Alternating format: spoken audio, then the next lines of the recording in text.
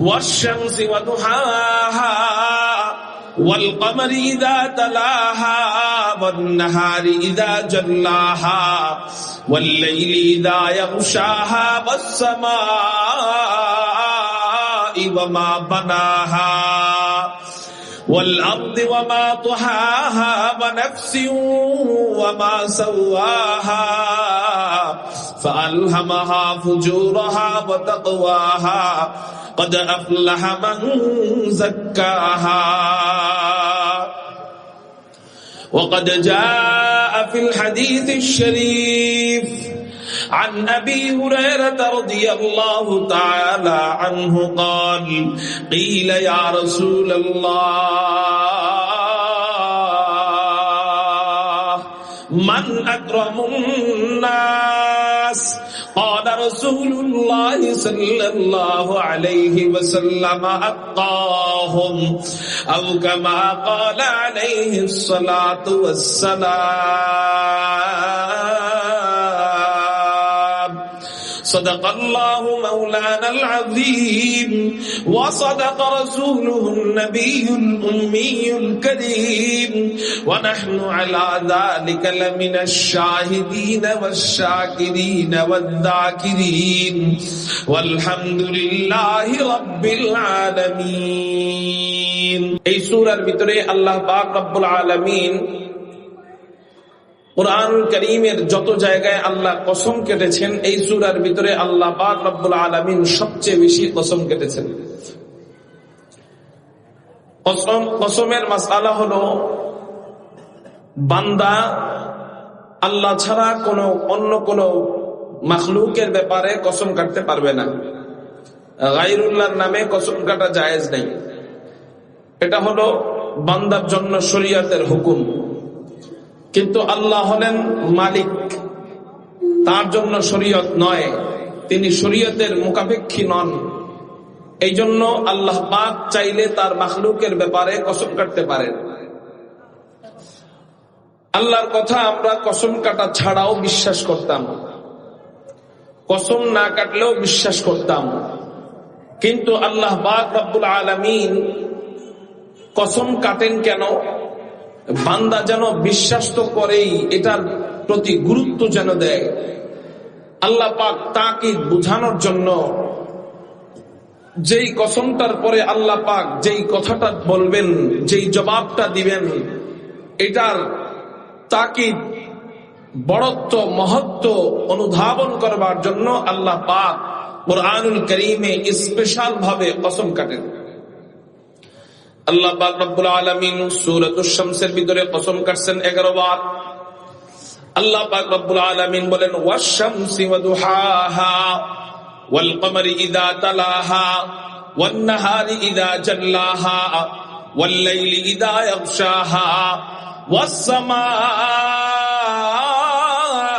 ওয়া মা বানাহা ওয়াল আরদি ওয়া মা তুহাহা ওয়া নাফসিন ওয়া মা সাওয়াহা فألهمها فجورها وتقواها। আল্লাহ পাক রব্বুল আলামিন এক নাম্বার কসম কাটতেছেন ওয়াশ-শামসি, সূর্যের কসম, ওয়া দুহাহা, সূর্যের কিরণের কসম, ওয়াল কমারি ইযা তালাহা, চন্দ্রের কসম। ওয়াশ-শামসি ওয়া দুহাহা ওয়াল কমারি ইযা তালাহা ওয়ান নাহারি ইযা জাল্লাহা, দিনের কসম, ওয়াল লাইলি ইযা ইয়াগশাহা, রাতের কসম, ওয়াস সামাই, আসমানের কসম, ওয়া মা বানাহা, এই আসমান যেই মালিক বানিয়েছেন, যেই রব বানিয়েছেন, যেই খালেক বানিয়েছেন, ওই খালেকের কসম। ওয়াল আরদি, জমিনের কসম, ওয়া মা তুহাহা, এই জমিন যেই রব বিস্তৃত করেছেন, ওই রবের কসম। ও বান্দা, 9 বার কসম কাটার পরেও যদি তোর বিশ্বাস না হয়, ওয়া নাফসি ওয়া মা সাওয়াহা, আমি আল্লাহ তোর নামের কসম কাটলাম।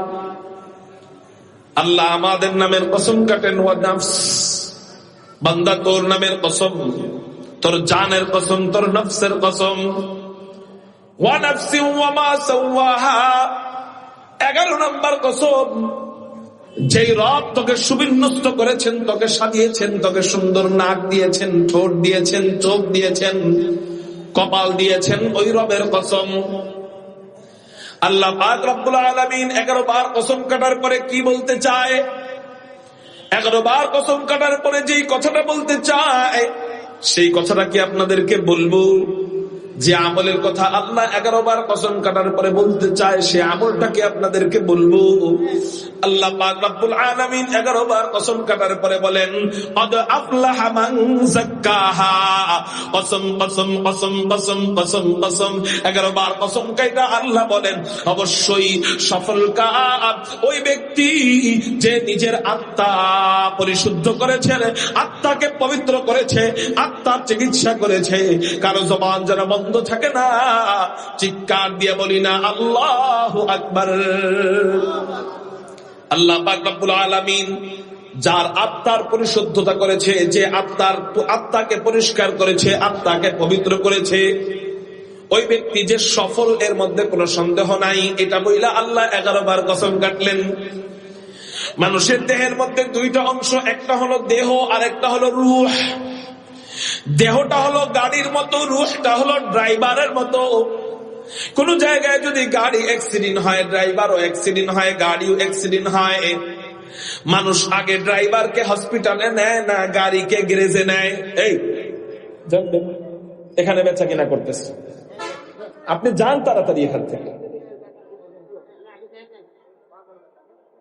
এমনিই তো পরিবেশ অন্যরকম হয়ে আছে, গল্প করতেছে, হাসাহাসি করতেছে। আরো যদি মাঝখানে এই বাদাম বিক্রি করে, এর বিক্রি করে, তেল বিক্রি করে, তো সমস্যা।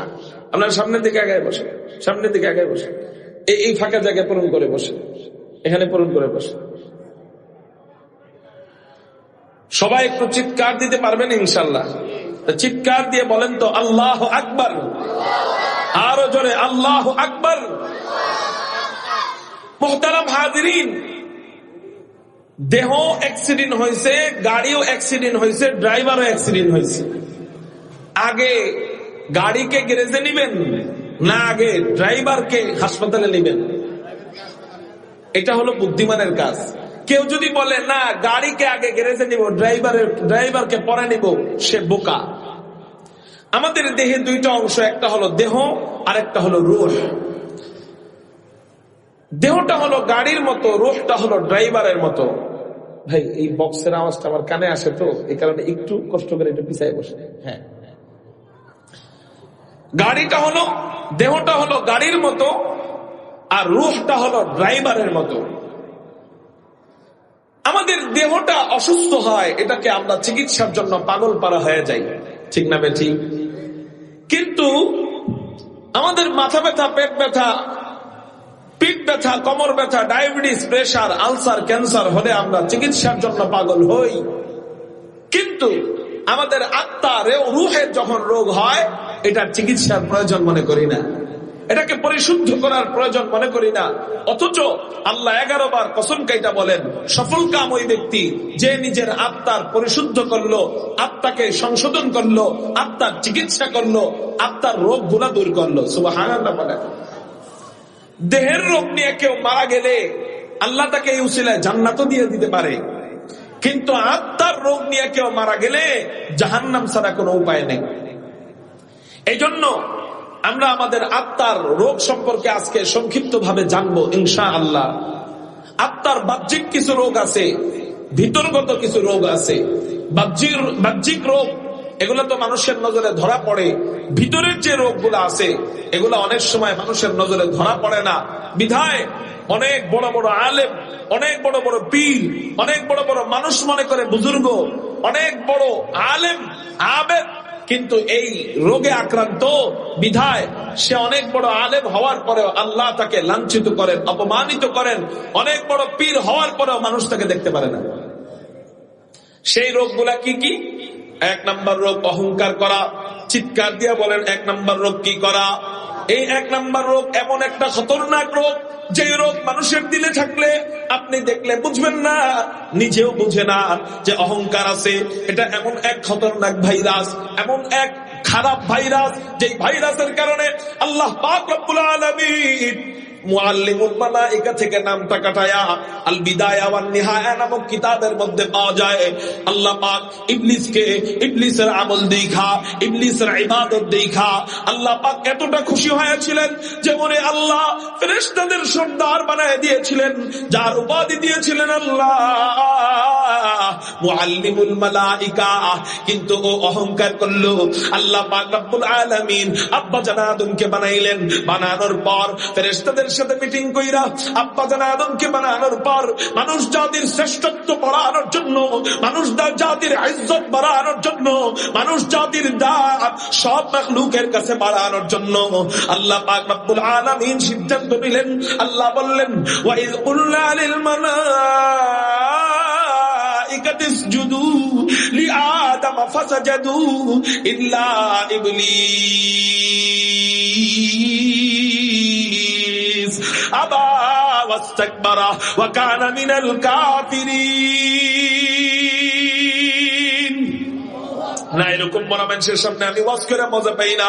আকাশ পাতাল প্রকম্পিত করে আল্লাহর নাম জিকির করতে এত কৃপণতা কেন? সুযোগ আসতে তো আল্লাহর নাম বলবো। ফাযকুরুনি আযকুরুকুম ওয়াশকুরুলি ওয়ালা তাকফুরুন। আল্লাহ अल्लाह के अबुजा मुर्शिद के पैखाना में है, दोनों आलम की हकीकत एक पैमाने में है। সুযোগ আসতে তো আল্লাহর নাম বলবো, আর যেন আমার বলতে না হয়, শুধু ইশারা দিব, আল্লাহর নামের তাকবীরের ধ্বনি উচ্চারিত হবে। দেখি তো সাউন্ড কেমন হয়। পারবো তো ইনশাআল্লাহ। আল্লাহ তুমি আমাদের ডাককে কবুল করো, আমাদের বলাকে কবুল করো, আমাদের মাহফিলকে কবুল করো। সবাই বলি আমিন। ওয়া ইয কুলনা লিল মালাইকাতি ইসজুদু লিআদম ফাসাজাদু ইল্লা ইবলিস। আল্লাহ পাক রব্বুল আলামিন ফেরেশতাদেরকে বললেন আদমকে সিজদা করো। সব ফেরেশতারা সিজদা করলো, কিন্তু ইবলিস, ইল্লা ইবলিস ফেরেশতাদের সর্দার হওয়ার পরেও, যদিও সে ফেরেশতা না, যদিও সে ফেরেশতা না, কিন্তু উপাধি ছিল মুআল্লিমুল মালায়েকা। আল্লাহ ওরে খুশি হয়ে এই উপাধি দিয়েছিলেন। এই জন্য ফেরেশতাদের সর্দার হওয়ার পরেও ও অহংকার করলো, সিজদা করলো না। আল্লাহ বলেন আবা, ও অস্বীকার করলো। কি বইলা অস্বীকার করলো? ও যুক্তি দিল, খালাকতানি মিন নার ওয়া খালাকতাহু মিন তিন। আল্লাহ আমারে বানাইছো আগুন দিয়া, ওরে বানাইছো মাটি দিয়া। আল্লাহ আগুনের কাম উপরে ওঠা, মাটির কাম ছাইরা দিলে নিচে যাওয়া। অতএব আমি আগুনের, আমি উপরে, আমি বড়, ও মাটির, ও নিচের, ও আমার চেয়ে ছোট। তো আমি উপরের হয় আমি ছোটকে কেন সিজদা করব? ও যুক্তি দিল, ও অস্বীকার করলো। আল্লাহ বলেন আবা ওয়াস্তাকবারা, অহংকার করলো, নিজেকে বড় মনে করলো। তো কি হইল? ওয়া কানা মিনাল কাফিরিন। চিৎকার দিয়ে বলেন নাউযুবিল্লাহ। আল্লাহ পাক রব্বুল আলামিন এই অহংকারকে এতটাই ঘৃণা করলেন, এতটা অপছন্দ করলেন যে মাখলুক গুনাহ করবে, মাখলুক ভুল করবে, কিন্তু তওবা করলে আল্লাহ মাফ করবে। জিন জাতি গুনাহ করবে, আবার তওবা করলে আল্লাহ মাফ করবে। মানুষ জাতি গুনাহ করবে, আবার তওবা করলে মাফ করবে। কিন্তু অহংকার করার কারণে, বেয়াদবি করার কারণে আল্লাহ পাক রব্বুল আলামিন ওর সিনার মধ্যে, ওর কলবের ভিতরে এমন ভাবে সিলমোহর মাইরা দিলেন যে তোর কখনো হেদায়েত হবে না। ওরে আল্লাহ মুআল্লিমুল মালায়েকা থেকে নামটা কাটায়া, ফেরেশতাদের সর্দার থেকে নামটা কাটায়া আল্লাহ পাক রব্বুল আলামিন ওরে জাহান্নামীদের, আসামীদের সর্দার বানায় দিলেন। চিৎকার দিয়া বলেন নাউযুবিল্লাহ। অথচ এই রোগটা আমাদের অনেকের ভিতরে আছে। এই জন্য সাবধান, সাবধান। নবীজি হাদিসের মধ্যে বলেন, তুমি যত বড়ই পীর হও না কেন, যত বড় তাবলীগ জামাতের আমির হও না কেন, ইবলিসের চেয়ে বড় আলেম তো আর হয়ে যাও নাই। ইবলিসের চেয়ে বড় আবেদ হয়ে গেছে। না না না, এই জন্য এটা ভাবা যাবে না যে আমি মাদ্রাসা থেকে ফারেগ হয়ে গেছি, বাস এখন আমার লাগুর কে পায়, আমি বুজুর্গ হয়ে গেছি, আমি অমুক বিশ্বাবের ইজাজত পাইছি, অমুক শায়েখের খেলাফত পাইছি, আমার চেয়ে বড় কে? বরং ইজাজত দিলে, খেলাফত দিলে, আলেম হইলে, আমল বাড়লে ভয় বেশি থাকে। পিচ্ছিল রাস্তায় আপনি আছেন, যে কোনো মুহূর্তে ইবলিসের মতো পদস্খলন করতে পারে, জাহান্নামী হয়ে যাইতে পারে।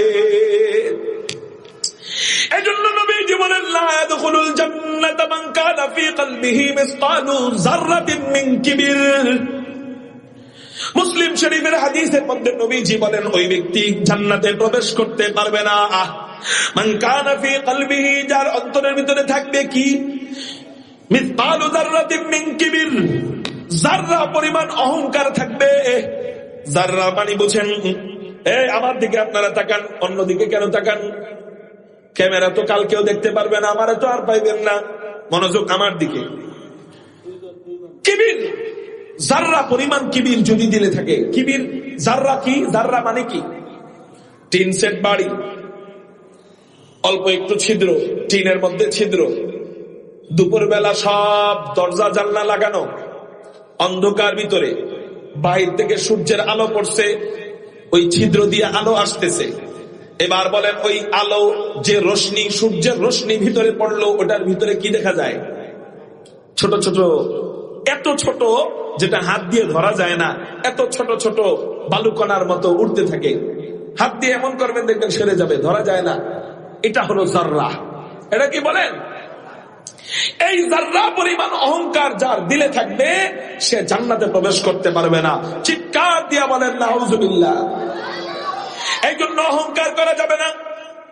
কারণ আমি অহংকার করব কেন? সব তো আল্লাহর দান। আমার চেহারা সুন্দর, আমি অহংকার করব কেন? আমার চেহারা সুন্দর বানিয়েছেন কে? আমার টাকা আছে, আমি অহংকার করব কেন? আমার রিজিক দিয়েছেন কে? আমার ইলম আছে, আমি অহংকার করব কেন? আমার ইলম দিয়েছেন কে? আমার বংশ অনেক বড়, দামি বংশ, আমি অহংকার করব কেন? ওই বংশের ভিতরে আল্লাহ পাঠাইছেন কে? হা হা হা, আমার সুর আছে, আমার কণ্ঠ আছে, আমি অহংকার করব কেন? ওই কণ্ঠ দেনেওয়ালাকে। আমার সম্মান আছে, মানুষ আমাকে দেখলে সালাম দেয়, আমি অহংকার করব কেন?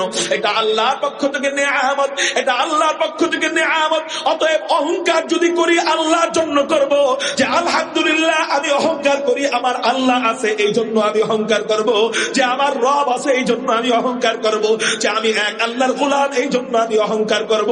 অন্য আর কিছুর জন্য তো আমি অহংকার করতে পারি না। এই জন্য আমরা অহংকার আত্মার এমন এক রোগ, নিজেকে বড় ভাবা আত্মার এমন এক রোগ, যেটা নিজেও ধরতে পারবো না, অন্য অনেকেও ধরতে পারবে না। এই জন্য আমাদের দিলের ভিতরে অহংকার ঢুইকা থাকলে আমরা বুঝি না। ফলে কি হয়? নীরবে নিবৃতে আমার আত্মাকে খাইতে থাকে। খাইতে খাইতে অবস্থা এমন হয়ে যায়, ছোট্ট ঘা হয় প্রথমে, গায়ের থেকে আলসার হয়, আলসার থেকে দেহের মধ্যে ক্যান্সার হয়। আছে না নাই? প্রথমে ছোট্ট একটা ঘা, এরপর ওই ঘা ছড়ায় দাউদ, এরপর ওখান থেকে চুলকানি, ওই চুলকানি থেকে আলসার, আলসার থেকে ক্যান্সার। মুহতারাম হাজিরিন, যাররা পরিমাণ অহংকার থেকে নিজেকে বড় ভাবা আরম্ভ করতে করতে এমন অবস্থা হয়ে যায়, এই অহংকার আপনাকে গুমরাহির দিকে নিয়ে যায়। তখন আলেমদের বয়ান মজা লাগে না, আল্লাহ ওয়ালাদের বয়ান মজা লাগে না, আল্লাহ ওয়ালাদের কোনো কথা মজা লাগে না, নিজেকে তিতা, আল্লাহ ওয়ালাদের কথা তিতা ভাবা আরম্ভ করে। ফলশ্রুতিতে এমন হয়, আল্লাহ ওয়ালাদের সাথে বেয়াদবি করে, বেয়াদবি করার পর অহংকার করে। অবস্থা এমন হয়, অহংকার কইরা তার নামটা ফেরাউনের সাথে লেখা দেয়। দেখেন না বিগত 16 বছর অহংকার কইরা আল্লাহ ওয়ালাদেরকে জেলের মধ্যে ঢুকাইছিল। নিজের বাপরে বানাইতে চাইছে জাতির পিতা, অহংকার করার বদৌলতে আল্লাহ বাপকে বানাই দিছে জুতার পিতা। মানুষ যেখানে মূর্তি পায় ওখানে জুতা মারে। আর যে আলেমদেরকে জেলে ঢুকাইছিল, ওই আলেমদেরকে এখন আল্লাহ ক্ষমতা দিয়ে দিতেছে।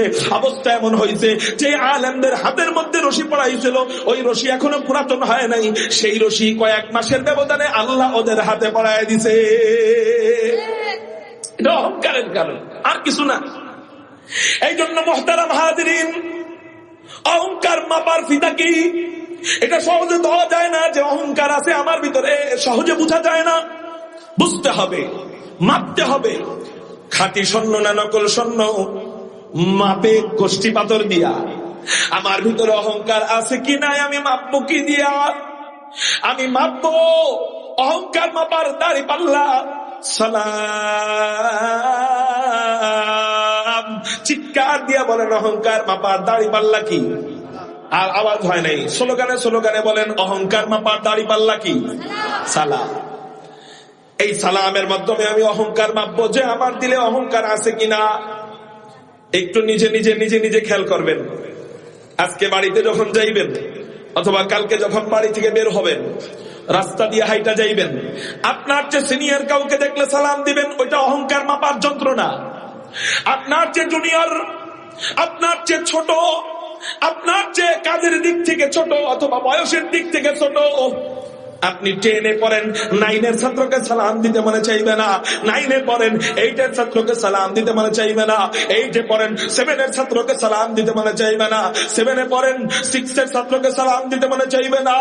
6-এ পড়েন, 5-এর ছাত্রকে সালাম দিতে মনে চাইবে না। আপনি সিনিয়র শিক্ষক, জুনিয়র শিক্ষককে সালাম দিতে মনে চাইবে না। আপনি ইমাম, মুয়াজ্জিনকে সালাম দিতে মনে চাইবে না। আপনি খতিব, ইমামকে সালাম দিতে মনে চাইবে না। আপনি শাইখুল হাদিস, সাধারণ উস্তাদদেরকে সালাম দিতে মনে চাইবে না। আপনি মুহতামিম, সাধারণ উস্তাদকে সালাম দিতে মনে চাইবে না। আপনি রাস্তা দিয়ে হাইটা যাবেন, রিকশাওয়ালাকে সালাম দিতে মনে চাইবে না। ভ্যান চালককে সালাম দিতে মনে চাইবে না। ভিক্ষুককে সালাম দিতে মনে চাইবে না। সুইপারকে সালাম দিতে মনে চাইবে না। দারোয়ানকে সালাম দিতে মনে চাইবে না। সবসময় মনে মনে কর, বাড়িতে ঢুকার সময় আর বের হওয়ার সময় আমি দারোয়ানকে সালাম দিব কেন? দারোয়ান আমাকে সালাম দিবে। আমি রিকশাওয়ালাকে সালাম দিব কেন? রিকশাওয়ালা আমাকে সালাম দিব। আমি ফকিরকে সালাম দিব কেন? ফকির আমাকে সালাম দিবে। আপনি অহংকারী। আপনি কি বলেন? বুকে হাত দিয়ে কয়জন বলতে পারবেন যে হুজুর আমি যখনই ফকির দেখছি সালাম দিছি? না, 5-6 জন পাওয়া যাইতে পারে।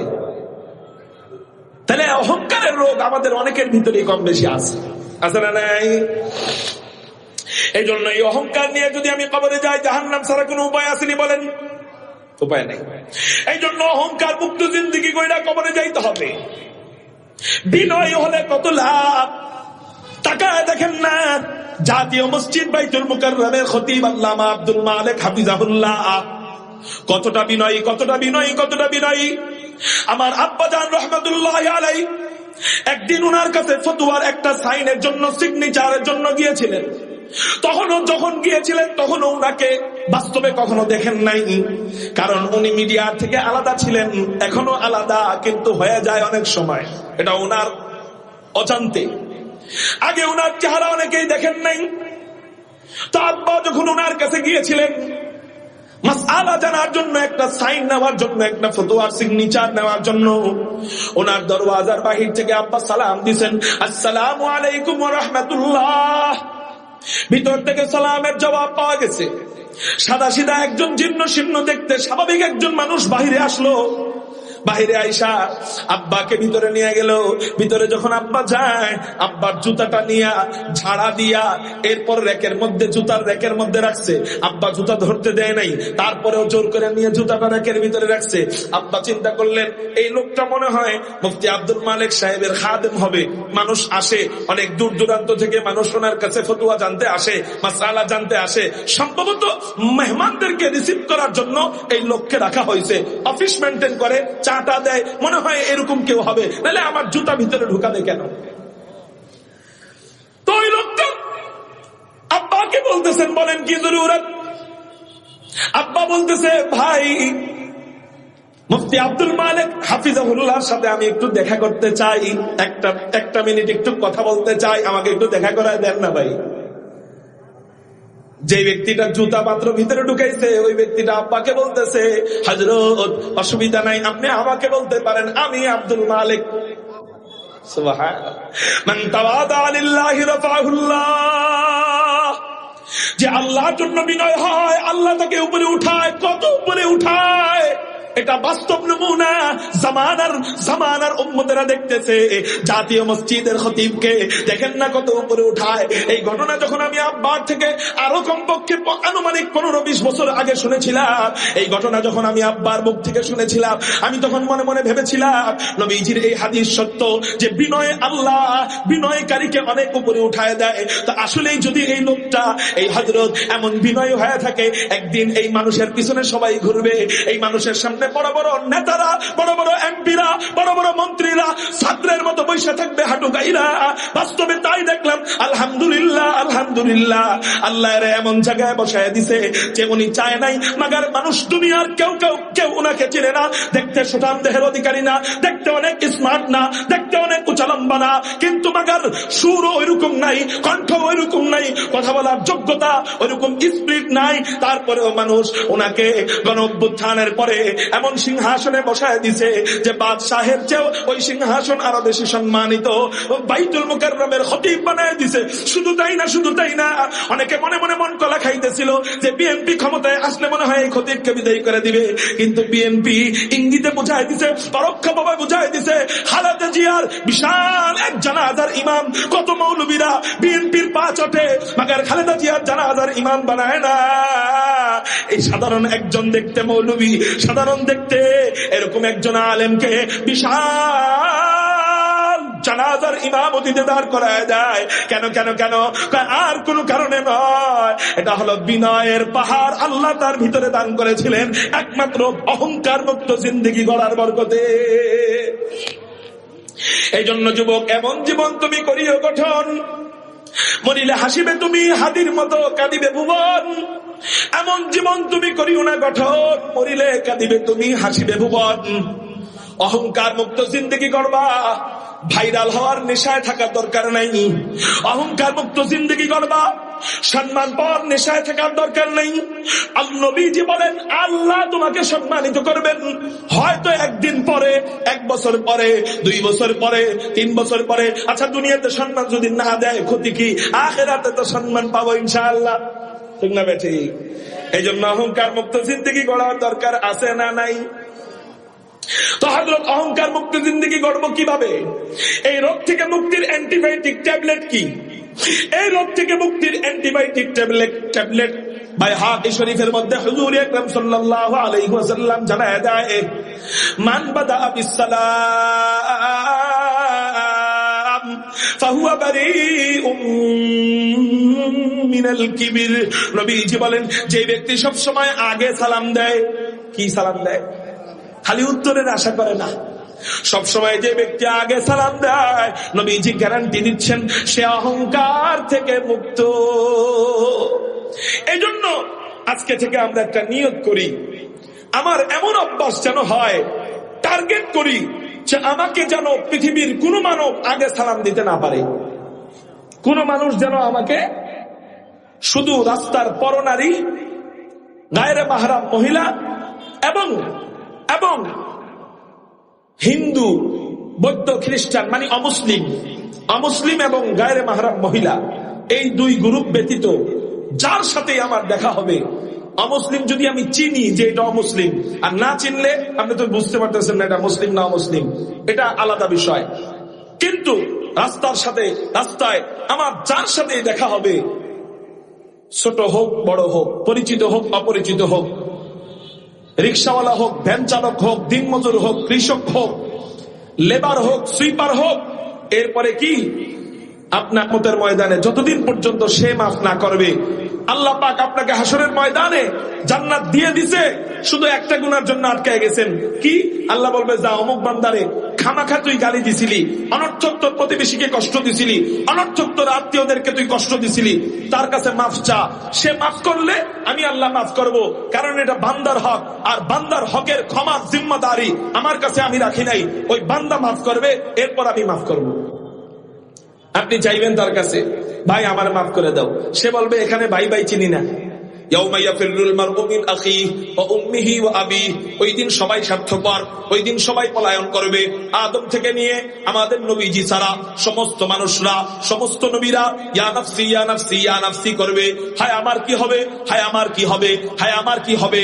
ওই অবস্থায় যদি আপনি কারো কাছে যায় মাফ চান, সে সুযোগ পেয়ে যাবে যে ওর থেকে কিছু নেকি নেওয়া যাবে। সে বলবে আমি তোমাকে মাফ করব, তবে একটা শর্ত, তোমার স্বপ্নে কি আমাকে দাও, এরপর মাফ নাও। এবার স্বপ্নে কি যদি ওরে দিয়া দেন, তাহলে আপনি জান্নাতে যাইবেন কি নিয়া? শেষে জাহান্নাম ছাড়া কোনো গতি নেই। এই জন্য ঠেকলে মালিকের কাছে ঠেকবো, বান্দার কাছে ঠেকবো না। বলেন ইনশাআল্লাহ। কারোর সাথে রাগ হব না। নবীজির কাছে এক সাহাবী গেলেন, যা বললেন ইয়া রাসূলুল্লাহ ইয়া হাবিবাল্লাহ, বুখারী শরীফের হাদিস, আউসিনি ইয়া রাসূলুল্লাহ, হে আল্লাহর রাসূল আমাকে আপনি একটা নসিহত করেন, আপনি আমাকে একটা উপদেশ দেন। নবীজি উপদেশ দিলেন লা তাকযাব। আবার প্রশ্ন করলেন রাসূল আপনি আরেকটা উপদেশ দেন। নবীজি বললেন লা তাকযাব, রাগ কইরো না। প্রথমবার বললেন রাগ কইরো না, দ্বিতীয়বার বললেন রাগ করো না, আবার তৃতীয়বার উপদেশ দিলেন, তৃতীয়বার প্রশ্ন করলেন রাসূল আপনি আরেকটা উপদেশ কি দিবেন? নবীজি বলেন হ্যাঁ, তৃতীয়বারও লা তাকযাব, তুমি রাগ কইরো না। তিনবার জিজ্ঞাসা করলেন রাসূল উপদেশ দিবেন, উপদেশ দিবেন, উপদেশ দিবেন। তিনবার জানতে চাইলেন উপদেশ, তিনবার নবীজি বললেন রাগ করো না। এটা নবীজি শুধু মুখ দিয়ে বলেন নাই, নবীজি তার কর্মেও বুঝাই দিয়ে গেছেন যে মানুষের সাথে রাগ করা যাবে না, মানুষের সাথে সুন্দর আচরণ করতে হবে, সুন্দর ব্যবহার করতে হবে। এমনকি জানের দুশমনকে পাইলেও আল্লাহর জন্য তুমি ক্ষমা করে দাও, আল্লাহ তোমাকে মাফ করে দিবে। বুখারী শরীফের হাদিস, নবীজি যুদ্ধের ময়দান থেকে বিজয়ী হয়ে বাড়ির দিকে যখন ফিরতেছেন, হঠাৎ করে বিশ্রামের প্রয়োজন হইল। নবীজি তরবারি একটা গাছের মধ্যে ঝুলাইয়া ওই বরাবর নিচের মধ্যে নিচে শুয়ে শুয়ে বিশ্রাম করতেছেন। দূর থেকে এক কাফের দেখতে পাইছে, ওই কাফের সুযোগ পাইছে যে বড় বড় নেতারে পাওয়া গেছে, আমি তার গর্দানকে আলাদা করে দিব। তরবারি মাথার উপরে ঝুলতেছে, আর যার তরবারি তিনি ঘুমাইতেছে, মানে নবীজি ঘুমাইতেছে। এবার তরবারিটা নিয়া নবীজির গর্দান মোতাবেক গর্দান বরাবর যখন আঘাতটা করবেন, গর্দানটা যখনই আলাদা করে দিবেন, আল্লাহ নবীজির ঘুম ভাঙ্গায় দিলেন। নবীজির ঘুম যখন ভেঙে যায়, নবীজিকে এবার ওই কাফের জিজ্ঞাসা করে ওগো মুহাম্মদ বলো আমার হাত থেকে তোমাকে কে বাঁচাবে? নবীজি চিৎকার দিয়ে বললেন আমার আল্লাহ। নবীজি চিৎকার দিয়ে বললেন আমার আল্লাহ আমাকে বাঁচাবে। আল্লাহর নাম কাফেরদের সামনে বললে ওরা এতটা ভয় পায়, অ্যাটম বোমার আওয়াজ পাইলেও এতটা ভয় পায় না, অ্যাটম বোমা মারলেও এতটা ভয় পায় না। কাফের নাস্তিক মুরতাদদের সামনে আল্লাহু আকবার বললে ওরা যতটা ভয় পায়। মুহতারাম হাজিরিন, ওই কাফের আল্লাহর নাম শুই না থর থর থর থর করে কাঁপা আরম্ভ করে দিছে, হাত থেকে তরবারিটা নিচে পড়ে গেছে। এবার নবীজি তরবারি নিয়া জানের দুশমন, কিসের দুশমন? ওই জায়গায় আমি আপনি হইলে কি করতাম? হায় হায় হুজুর কোন ফতোয়া দিয়ে না, ওরা নগদ শেষ করে ফেলাইতাম। নবীজি জানের দুশমনকে হাতের কাছে পাওয়ার পরে বললেন এবার বলো আমার হাত থেকে তোমাকে কে বাঁচাবে?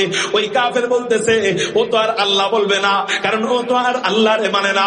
ও চিৎকার দিয়ে বলেন ওগো মুহাম্মদ তুমি যদি আমাকে দয়া করো তাহলে আমি বাঁচতে পারি। নবীজি বললেন যাও যাও যাও, আমি আল্লাহর জন্য তোমাকে মাফ করে দিলাম। চিৎকার দিয়া বলেন সুবহানাল্লাহ।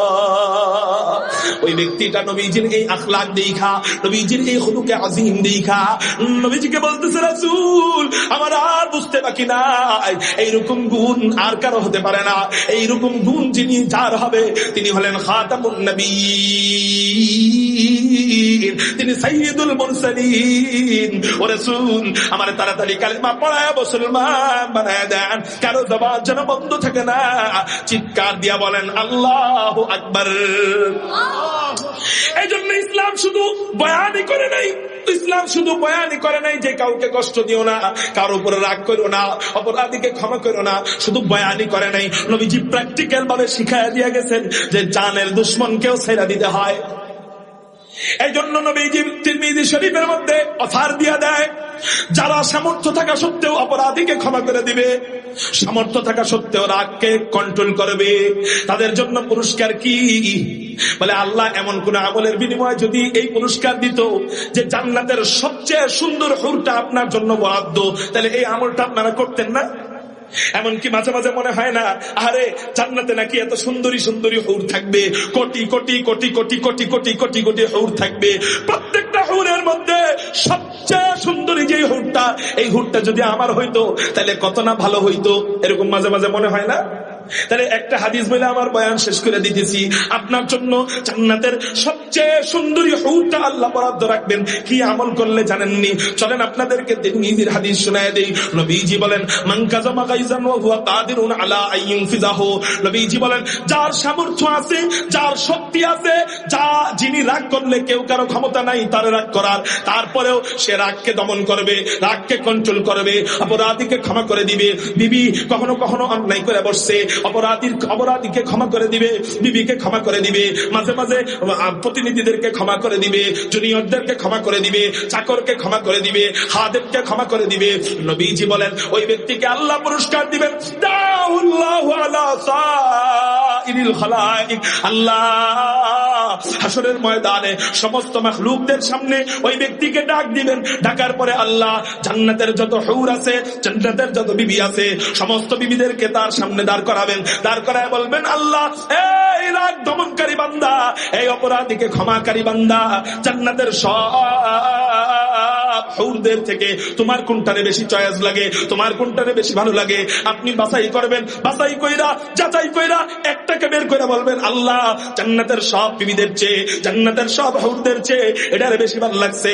আল্লাহ বলবেন, যাও, দুনিয়াতে রাগকে কন্ট্রোল করার কারণে, রাগকে দমন করার কারণে জান্নাতের এই স্পেশাল হুরটা, জান্নাতের সবচেয়ে সুন্দরী বিবিটা আমি তোমাকে গিফট দিয়া দিলাম, হাদিয়া দিয়া দিলাম। কারো জবান যেন বন্ধ থাকে না, চিৎকার দিয়া বলেন আল্লাহু আকবার।